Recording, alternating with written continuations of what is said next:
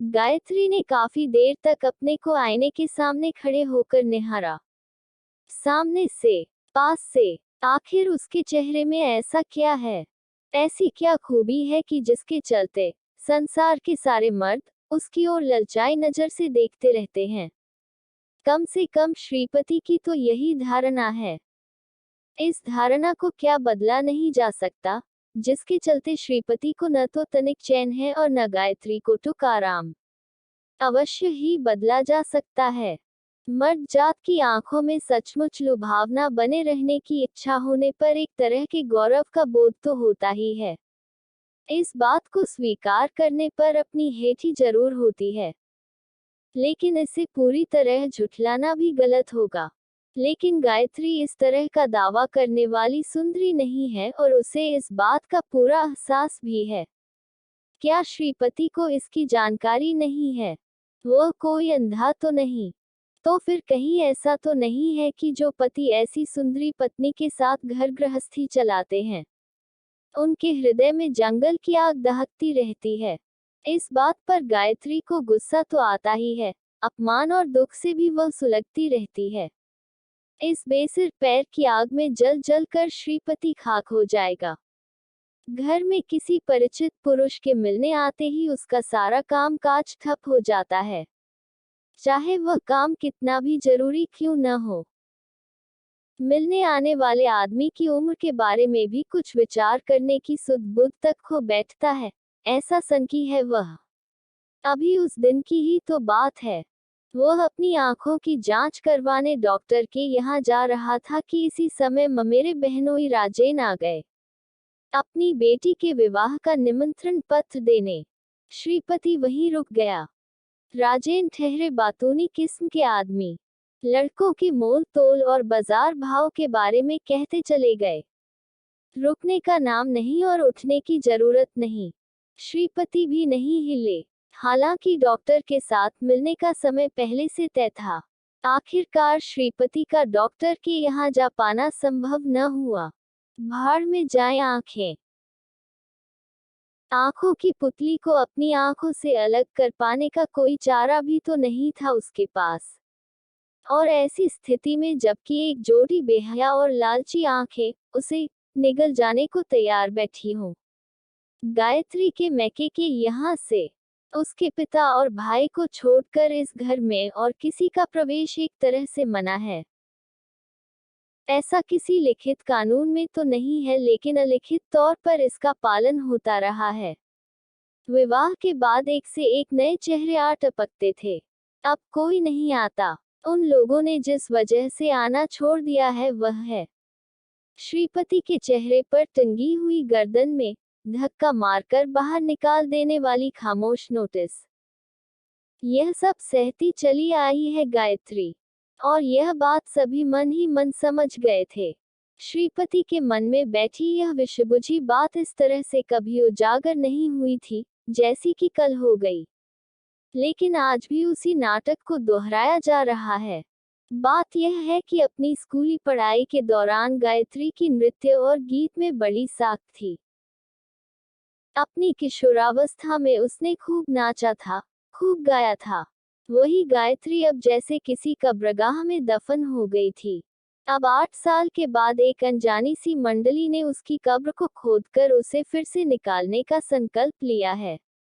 इस मंडली ने ढेर सारा काम पूरा कर लिया है और इसके सदस्य यह बता गए हैं कि वे कल फिर आएंगे, धरना देंगे। ये छोकरे गायत्री के मैके वाले मोहल्ले से हैं। गायत्री की शादी के समय ये शोहदे हाफ पेंट पहनकर कंचे खेला करते थे। अब सब के सब बड़े क्या हो गए हैं, बड़े लायक हो गए हैं और उन्होंने एक समिति बना ली है। पता नहीं क्या नाम है, बड़ा लंबा चौड़ा सा। कोई सूखा राहत या बाढ़ पीड़ित कल्याण समिति बनी है। उसी समिति के तत्वावधान में भूखे लोगों की भूख मिटाने का जोरदार अभियान शुरू किया गया है और रंगारंग कार्यक्रम का आयोजन किया जा रहा है। पता नहीं इसमें टिकट लगाकर क्या सफेद स्याह होगा और खाक तमाशा होगा। टिकट से मिला पैसा दान पुण्य के मद में जाएगा। खैर, यहाँ तक तो ठीक था। रुपये उगाहने के लिए वे टिकट की एक गड्डी गायत्री को सौंप जाते तो इससे भी कोई फर्क नहीं पड़ने वाला था। श्रीपति न तो गरीब है और न ही कंजूस। लेकिन बात इतने पर ही नहीं थमी। उनकी तो मांग ही कुछ और थी। वे गायत्री को चाहे थे।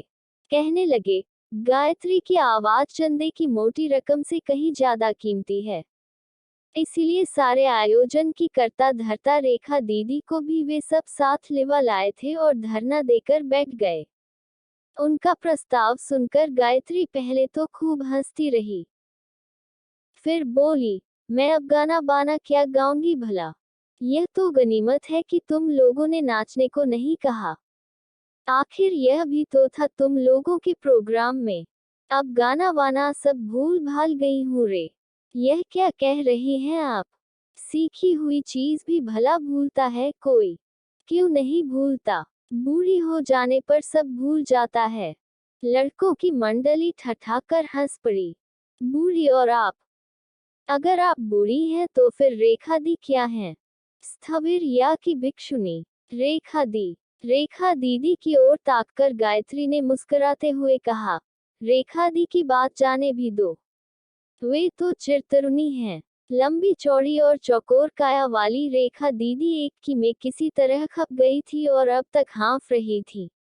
अब उनके बोलने की बारी थी। ऐसा भला कैसे संभव है? लेकिन तेरी तरह बेवक्त बुढ़ा तो नहीं गई। और तू किसके गले मर गई रे? हाँ, शादी तो हर किसी की होती है, लेकिन सब तेरी तरह तो डूब नहीं जाते कि सारी दुनिया को भूलकर बस तुम और मैं ही करते रहें। ओह रेखा दी, तुम अपनी आदत से बाज नहीं आओगी। क्यों न कहूँ, 100 बार कहूंगी, मैं तेरी तरह रंग ढंग बदलने वाली नहीं। रेखा दी ने फिर नर्म पड़ते हुए कहा, अच्छा ये सब छोड़, अब चल तो सही। गायत्री यह सब सुनकर हंसती रही। बोली, मैं साथ चल। क्या कह रही हो? और अभी इसी वक्त? कहाँ? जहनुम में? और कहाँ? रेखा ऊंची पड़ी। तेरी बात सुनकर तो देह में आग लग जाती है। इन लड़कों ने ठीक ही कहा था कि हमारे कहने से वह आएंगी भी। और तभी मैं मर खप कर यहाँ तक आई। और इस बार हम सब कसम खाकर आए हैं कि अगर बाल खींचते हुए घसीट कर भी तुझे ले जाना पड़े तो हम वैसा ही करेंगे। तय है। बाहर कहीं निकलने के बारे में तो गायत्री सोच भी नहीं सकती थी। श्रीपति की अनुपस्थिति में श्रीमती गायत्री का जवान लड़कों के झुंड के साथ भटकते रहना और उनकी समिति के दफ्तर जाना, बाप रे, इसके बाद वो अपने घर वापस लौट भी पाएगी। लेकिन इस कड़वे सच को सबके सामने वह बता नहीं सकती, इसीलिए उसने मजाक करते हुए कहा, भाई याद रखना कि इस घर के मालिक ठहरे वकील तुम लोगों के नाम अनधिकार प्रवेश, बल प्रयोग पूर्वक लूटमार और अपहरण जैसे मामलों में शामिल होने के लिए चार्जशीट तैयार कर दिया जाएगा। तू अपना वकील अपनी छाती से लगाए रख। रेखा दी तनिक उत्तेजित होकर बोली, हाथी घोड़े बिला गए सब और मेघ पछे कितना पानी। रेखा भट्टाचार्य हाई कोर्ट के जज तक को एक हाथ में बेच सकती है तो दूसरे हाथ से खरीद सकती है।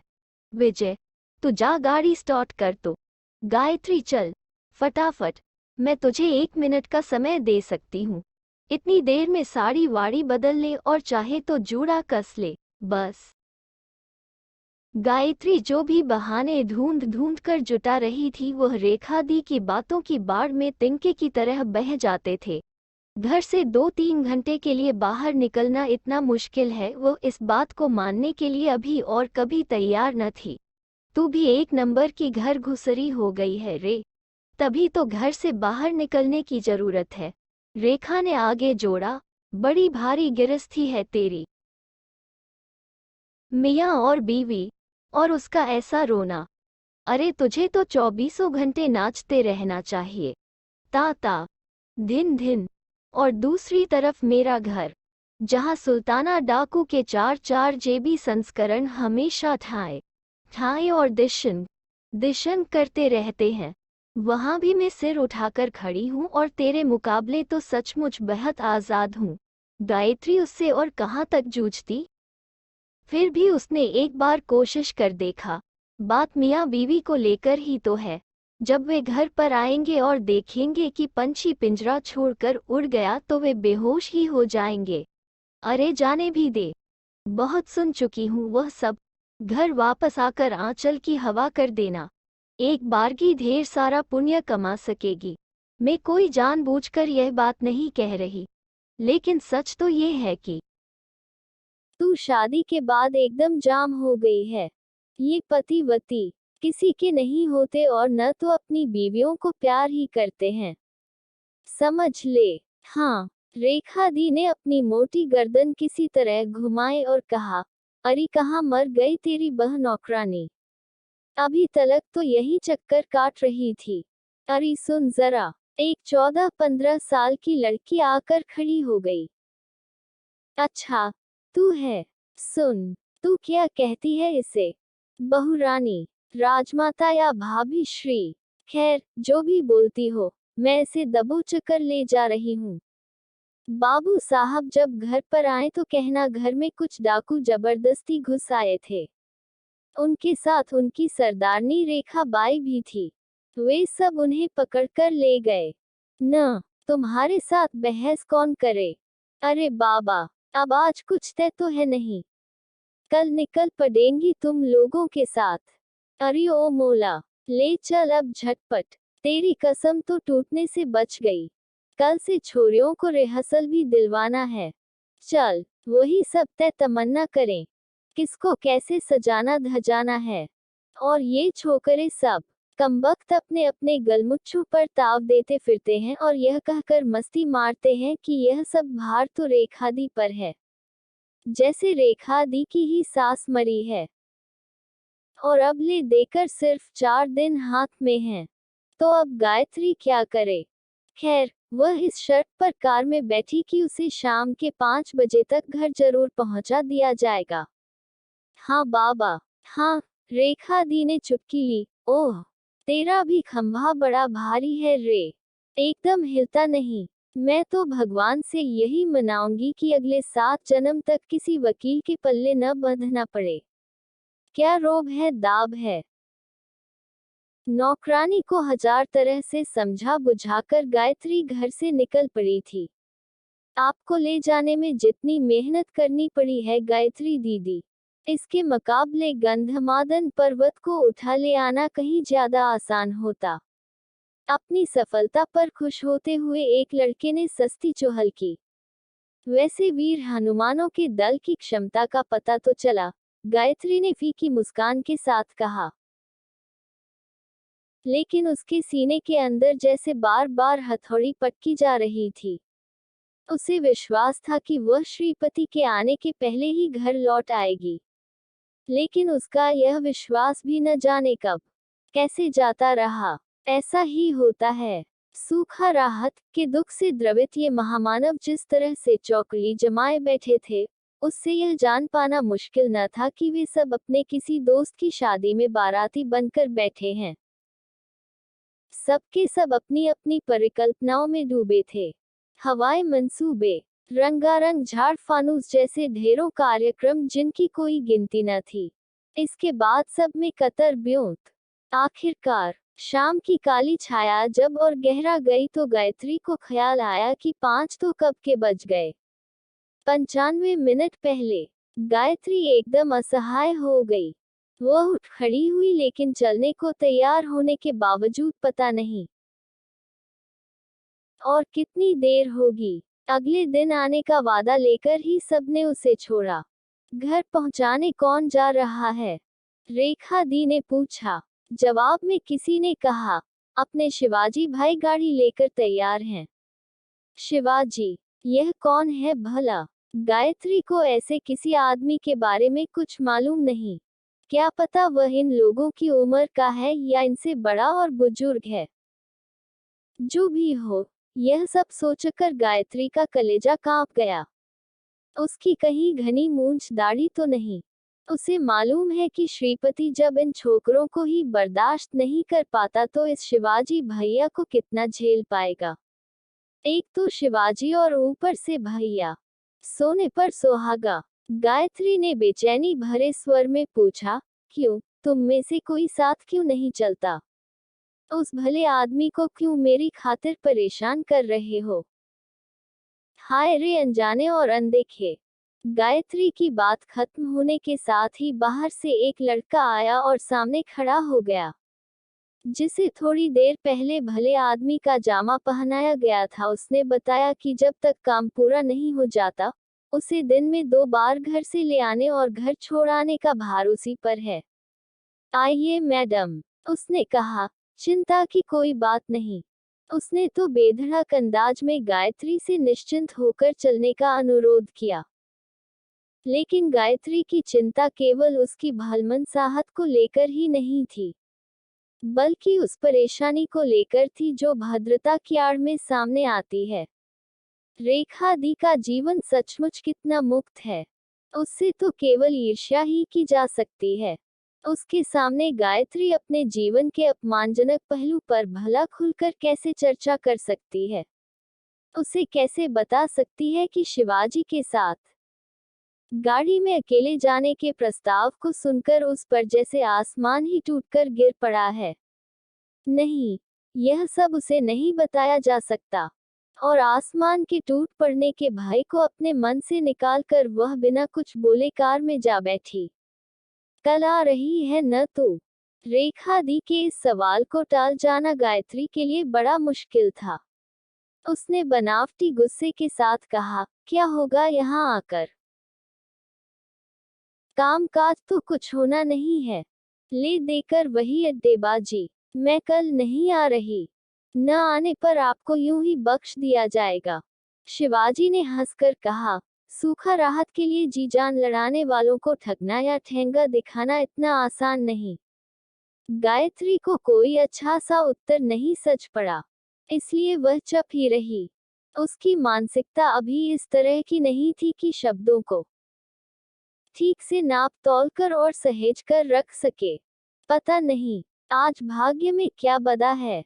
और शाम भी कमबख्त वही ढलती है जहां भूतराम का भय होता है। गाड़ी से उतरते न उतरते ही वह श्रीपति के सामने खड़ी थी। रेखा दी खुद पहुंचा गई। ऐसा ही कोई बहाना बनाकर वह आज की इस यात्रा को निरापद बना रखेगी। लेकिन इस बात की भी कोई गुंजाइश नहीं रही। हालांकि यह भी सच था कि शिवाजी कोई दैत्य या दानव नहीं था, एक साधारण सा युवक ही था। उम्र में गायत्री से 2-4 महीने छोटा ही होगा। श्रीपति घर के सामने पैदल टहल रहा था। घर आते ही उसने नौकरानी के मुंह से गायत्री के गायब होने की सभी कहानी सुन रखी थी। और इसके बाद पिछले 2 घंटों से वह पिंजरे में बंद भूखे शेर की तरह चल रहा था। उसने न तो हाथ मुंह ही धोया था और न जलपान ही किया था। इस छोकरे को यार बनाकर कहां से पकड़ लाए? गायत्री कुछ समझ न पाए। एकदम लोटन कबूतर जैसा लग रहा था। गायत्री ने तब तक थोड़ा साहस बटोर लिया था। मन ही मन में उसने तिनक कर कहा, यह क्या उल्टा सीधा बके जा रहे हो? वो एक भला सा लड़का, हाँ एकदम दूध पीता बच्चा ही जान पड़ा। खैर, कहाँ से आ रही हो? जहनुम से। गायत्री के मन में आया कि यही कह दे, लेकिन वह बोल न पाई। श्रीपति को कहाँ कौन सी बात खल गई है, वही जाने। तभी उसने अपनी नाराजगी को छिपाते हुए कहा, कुछ न पूछो। आज अचानक दोपहर को अच्छी खासी मुसीबत गले आ पड़ी। पहले से न कुछ कहा, न कुछ बताया और रेखा दिया टपकी। और फिर जबरदस्ती गले पड़ गईं। ढेरों बहाने बनाए कि टल जाएं, पर वे टस से मस हो तब न। टालने की इच्छा हो और गले पड़ी मुसीबत न टले। मैं ऐसा नहीं मानता। श्रीपति का तेवर वैसा ही बना रहा। आखिर माजरा क्या था? जरा मैं भी तो सन। अचानक रेखा दी के प्यार में ज्वार कहाँ से आ गया? बासी कड़ी में उबाल की तरह। आखिर कोई बात तो होगी। गायत्री ने खिन्नता दिखाए। आखिर तुम किसकी इजाजत से दर्जन भर छोकरों के साथ हाय हाय करती हुई घर से बाहर निकल गई? श्रीपति के स्वर में विषबुझा व्यंग्य था। ये ठीक है कि श्रीपति इस तरह के कठोर शब्दों का इस्तेमाल नहीं करता था, और यह भी सही है कि ऐसा कुछ कहने का मौका भी गायत्री ने उसे कभी नहीं दिया। मौके बेमौके वो अपने मैके तक नहीं जाती, और न तो रास्ते पर आने जाने वाले रेड़ी वाले या फेरी वाले को ही कभी बुलाती है। मैं ठहरी एक खरीदी हुई दासी, यह मैं नहीं जानती थी, कहती हुई गायत्री खिड़की के सामने खड़ी हो गई ताकि थोड़ी खुली हवा मिल सके। और नहीं तो क्या हो, बस गज भर लंबी जुबान चलाती रहती हो। तुम्हें पता है कि मैं ऐसे लफड़े एकदम पसंद नहीं करता। आखिर ऐसा क्या था कि रेखा दी को तुम्हारी ऐसी जरूरत पड़ गई? मैं भी तो सुनूं। गायत्री ने सब कुछ झेलते हुए एक गहरी सांस छोड़ते हुए कहा, रेखा दी नहीं, मेरे मैके के इलाके के कुछ लड़के एक चैरिटी शो कर रहे हैं जिसमें मुझे गाना गाना है।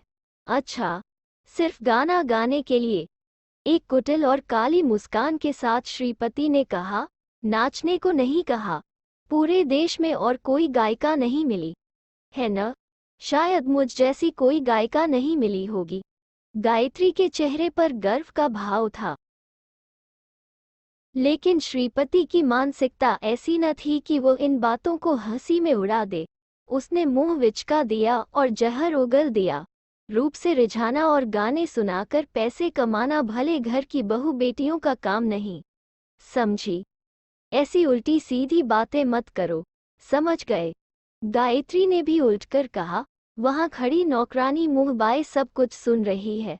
और तुम ये किसे सुना रहे हो? आजकल कौन नहीं ये सब करती है? जी हाँ, हर कोई करती है। फैशनेबल घरों की दो चार औरतों की बेहया हरकतें देख देख कर तुम लोगों की आंखें चौंधिया गई हैं।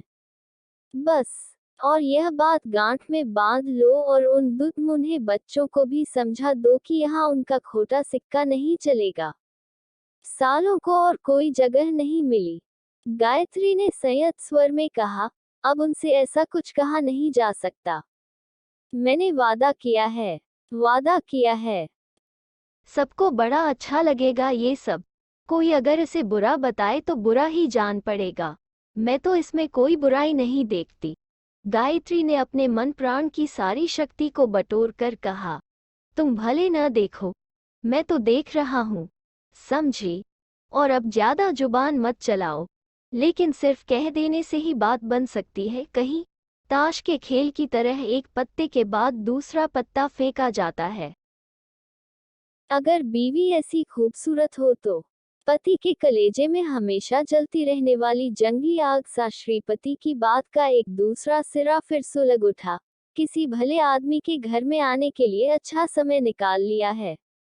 सालों ने दोपहर के सन्नाटे में दूध पीते बच्चे हैं, है न? अभी तक दूध के दांत नहीं टूटे।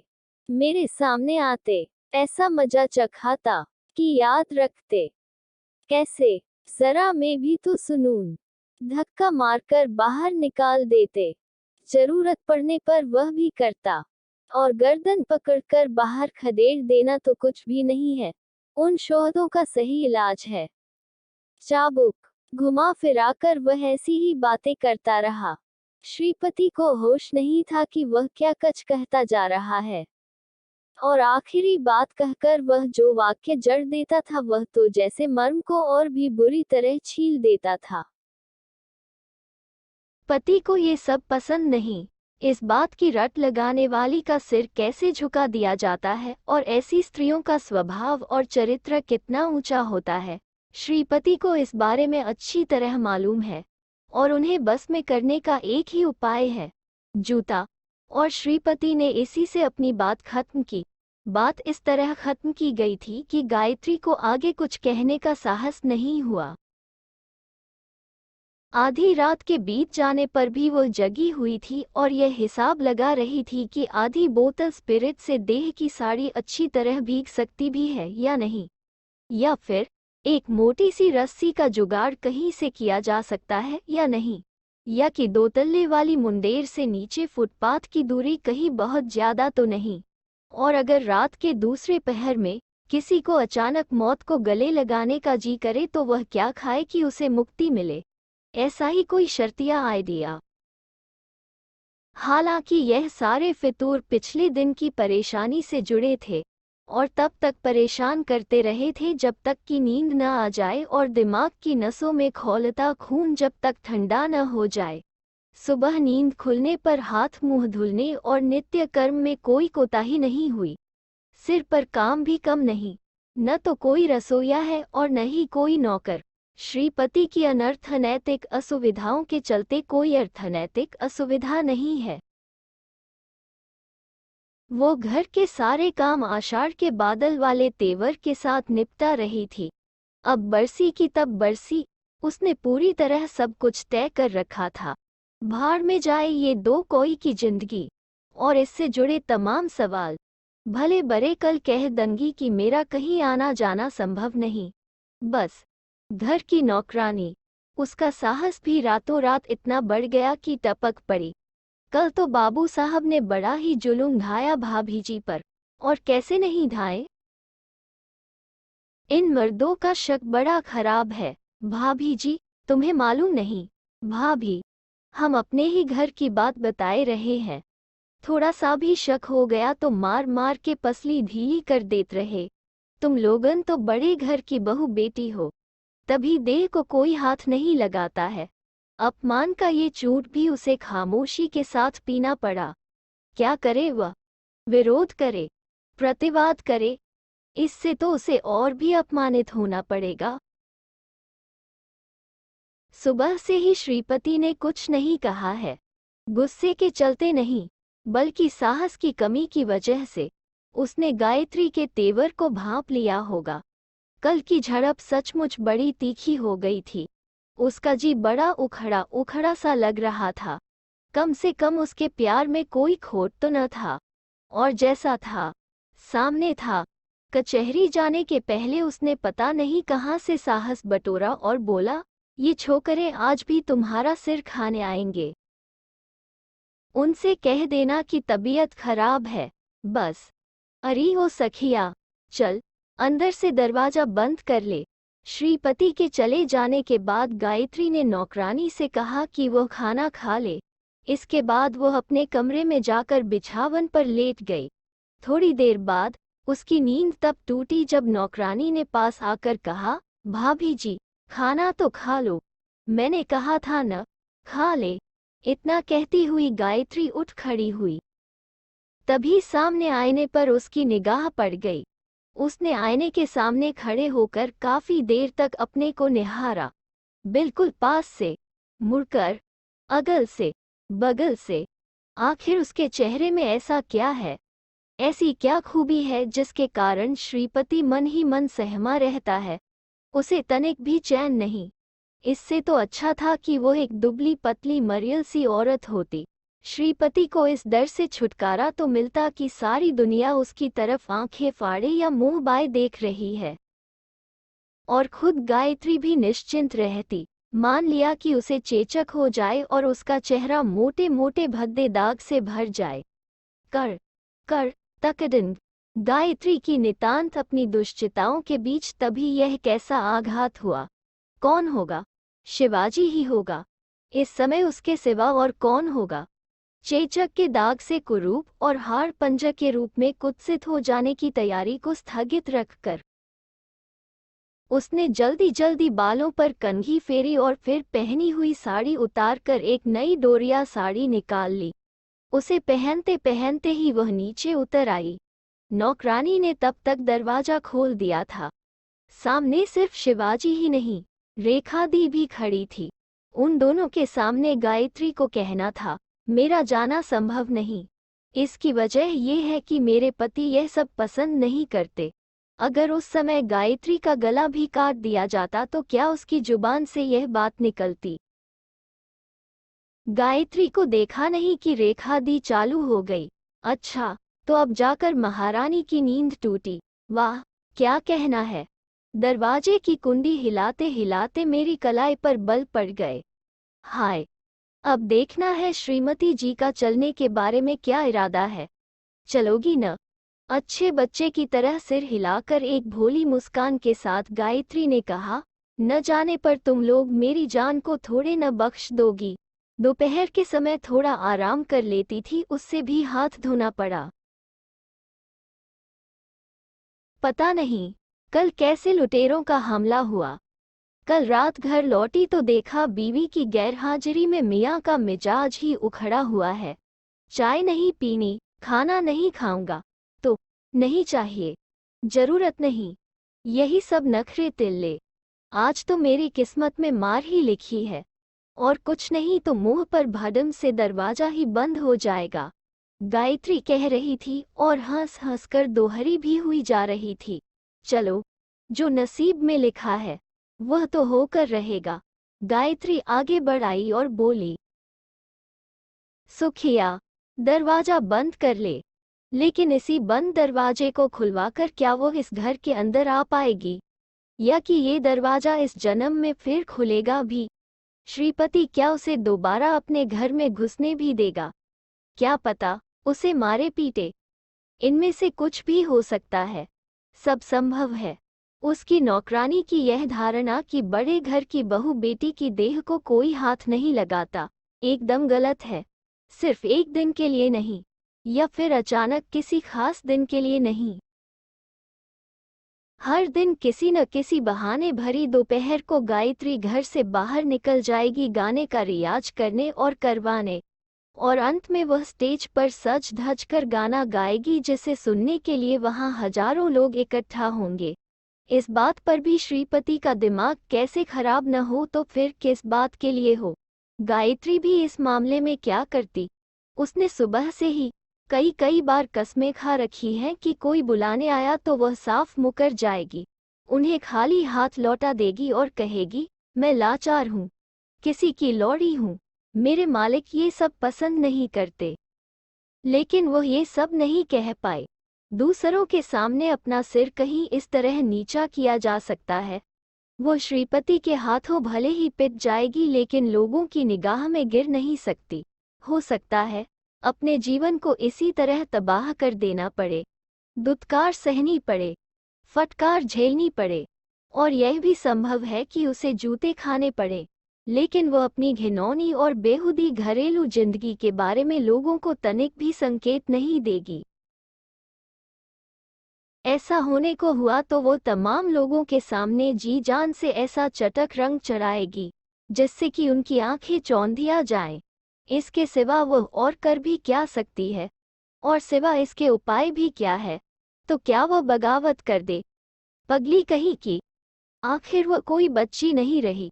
विद्रोह का झंडा उठाकर और लोगों को अपने ऊपर हंसने का मौका देकर श्रीपति को 10 लोगों की नजरों से गिराकर आखिर वह किस बूते पर लोक समाज के शिखर पर चढ़ पाएगी?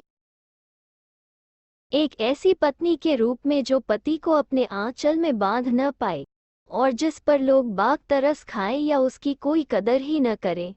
ऐसी स्थिति में अपने सूने आंचल की गांठ को और भी बड़ा कर बांध रखने और लोक समाज के सामने उसे दिखाने से बचने का आखिर क्या उपाय है?